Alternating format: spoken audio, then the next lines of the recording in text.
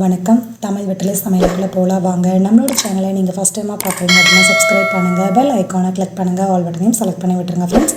இன்றைக்கி நம்ம என்ன ரெசிபி செய்ய போகிறோம் அப்படின்னா ரெடிமேடு ஊறுகாய், மாங்காய் ஊறுகாய், ஒரு தாளிப்பு மட்டும் பண்ண போகிறோம். கூட தேங்காய் சாதம் குயிக்காக நம்ம ரெடி பண்ணுற லஞ்ச் பாக்ஸ் ரெசிபி தான் இது. வாங்க வீடியோக்குள்ளே போகலாம். மாங்காயில் தேவையான அளவு மிளகாத்தூள், தனி மிளகாத்தூள், கொஞ்சம் மஞ்சள் தூள், தேவையான அளவு உப்பு சேர்த்துக்கோங்க. இதை மாங்காயில் இருக்க ஈரத்தோடவே இதை நம்ம நல்லா கலந்து விட்டுறணும்.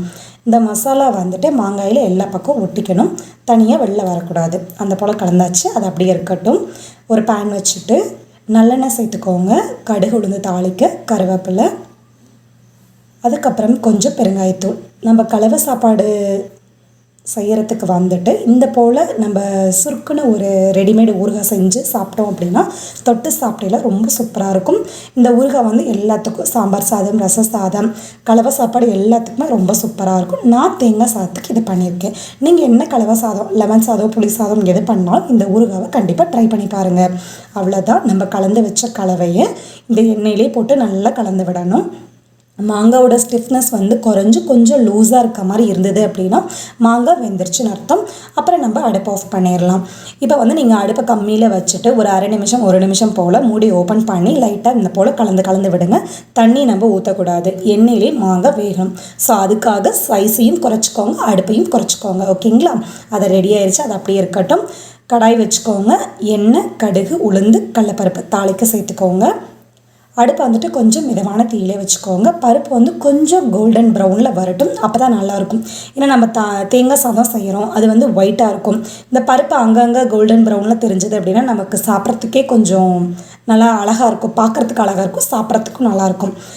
வறுத்த கடலையை தோலை உரிச்சிட்டு உள்ளே சேர்த்துக்கோங்க. 5-6 முந்திரி பருப்பு, கொஞ்சம் கருவேப்பில்லை,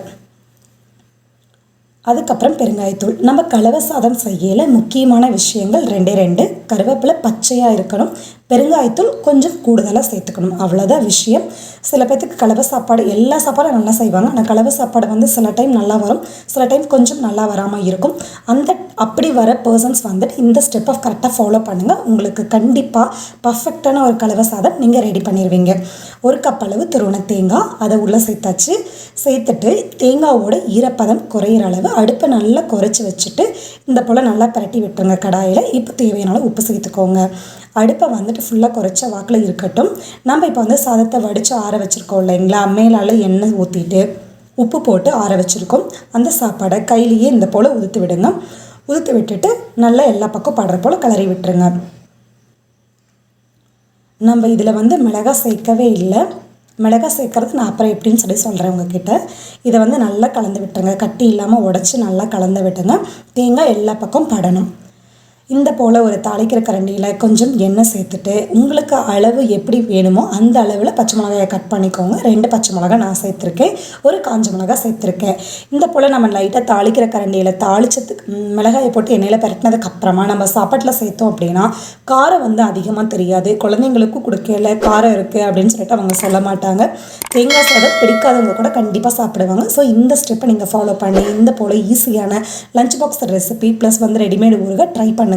ரொம்ப சூப்பராக இருக்கும். எப்படி இருக்குன்னு சொல்லிட்டு கமெண்ட் பண்ணுங்கள். நம்மளோட சேனலுக்கு சப்ஸ்கிரைப் பண்ணுங்கள். தேங்க்யூ.